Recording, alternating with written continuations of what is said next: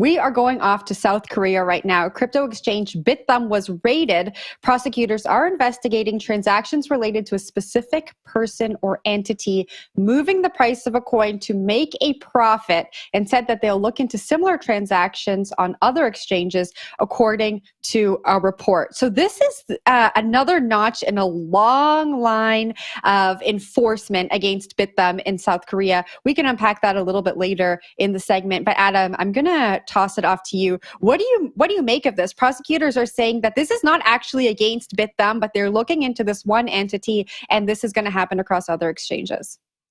Yeah, I mean, I think this is pretty consistent from the South Korean prosecutors and from the regulatory bodies that are there. South Korea was characterized in kind of the early days by the so-called kimchi premium because it was really, really difficult to actually get money in and out of the country. And it was really hard to arbitrage between those things, again, because of the regulatory regime that was put into place. There are some apocryphal stories, in fact, that suggest that that's how Sam Bankman-Fried made some of his initial money in the pre-FTX days. So this is, I think, actually a less significant thing than we typically see. Typically, they are larger actions going after larger players. And this really does just seem like the cops are coming in and saying, hey, somebody who we think is a criminal was using your exchange. We need all the information about it. Doing it as a raid is a little interesting. It indicates that they don't think that the company would comply, or at least that they want to make a statement, right? That they want to be visible out there demonstrating that they're doing something. And that makes some sense, honestly. South Korea has been hit by the Terra Luna ecosystem collapse, hit very, very hard. It was a project primarily based out of South Korea.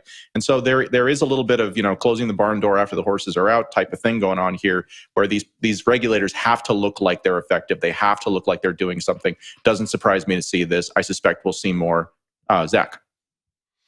Yeah, whoever is doing this, that person or entity, go to DeFi, my man. Come on. Why are you doing this through an exchange? This type of price manipulation. This is the thing that made Avi Eisenberg famous before he was arrested in Puerto Rico for manipulating markets and doing these market type exploits on prominent DeFi protocols. So yeah, the idea that this is through an exchange is kind of curious to me, I'd say.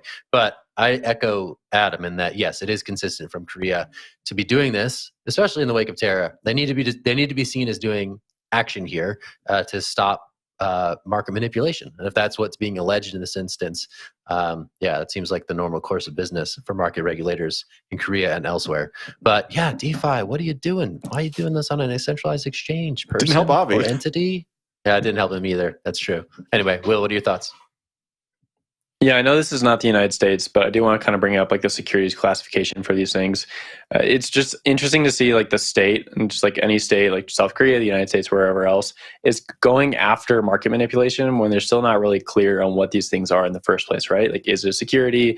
Is it this novel asset? Is it something else? Is it a commodity? Yet they're really keen on protecting the integrity of these marketplaces. And it's just quite odd. Like Bithumb has been known for quite a while, but you just brought up the DeFi story, right? Mango Markets is really new. It's been around for less than 2 years. And yet the SEC and others are keen on making sure that that market has integrity. It's really confusing. And if I worked at as a regulator, I would be so confused what my actual job was. Is it to take down these assets, or is it to prove that these assets should operate on these exchanges with integrity? Like, what is the purpose here? So I'm just confused. Also, the raid. Why do you need to raid a physical office? All this stuff is online. I don't know. I don't get it. Jen, throw it over to you.